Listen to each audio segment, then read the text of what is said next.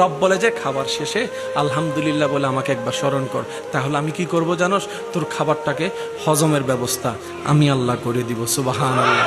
ওই খাবার থেকে ক্যালসিয়াম আমি আল্লাহ করে দিব।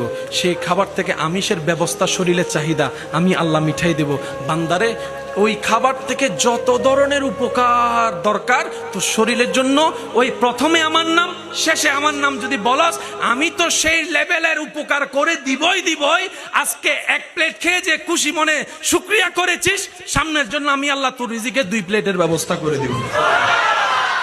আল্লাহ তাআলা আমাদের সবাইকে শুকরিয়ার সাথে জীবন যাপন করার তৌফিক দান করেন।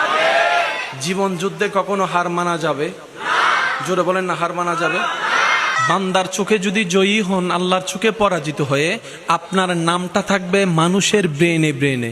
আর আপনি যদি আল্লাহর রহমতের চোখে জয়ী লাভ করেন, আপনার নামটা থাকবে মানুষের দিলে। একটু শুধু অঙ্কটা মিলানোর চেষ্টা করি।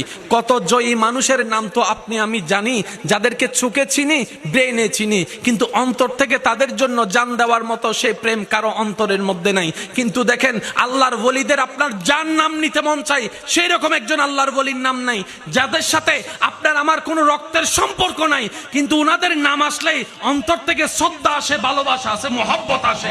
কারণ আল হুব্বু ফিল্লাহ ওয়াল বুগযু ফিল্লাহ। চিৎকার দিয়ে বলুন সুবহানাল্লাহ।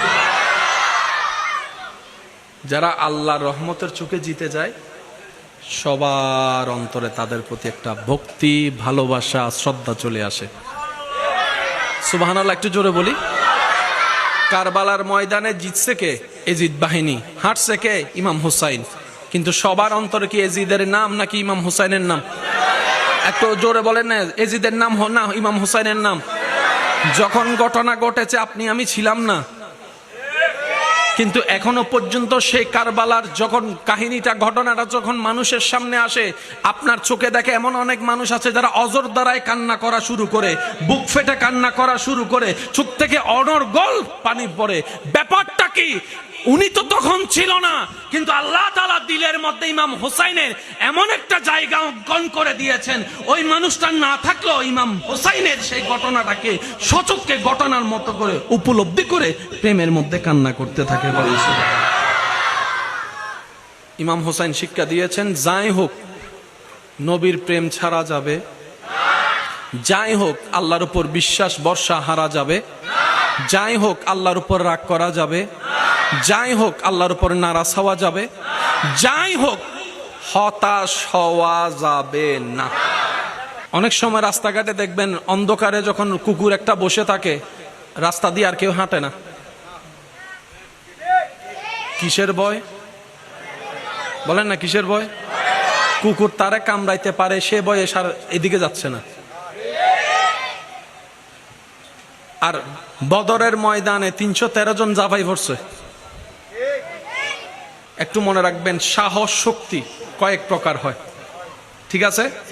একটা দেহের শক্তি, সাহস, আরেকটা হচ্ছে মনের শক্তি। সেজন্য কেউ অ্যাক্সিডেন্ট হয়ে রাস্তায় পড়ে থাকলে সে চোখ বন্ধ করার আগে সবাই বলে, চোখ খোলা রাখ, মনে সাহস রাখ, চোখ খোলা রাখ, মনে সাহস রাখ। কারণ মনের সাহস যত বাড়বে, রোগ তত আপনার কাছে হাঁটতে থাকবে। আপনি যদি মন থেকে দুর্বল হয়ে যান, জ্বরের মধ্যেও মরে যাবেন। সেজন্য মানসিক শক্তি বড় পাওয়ারফুল।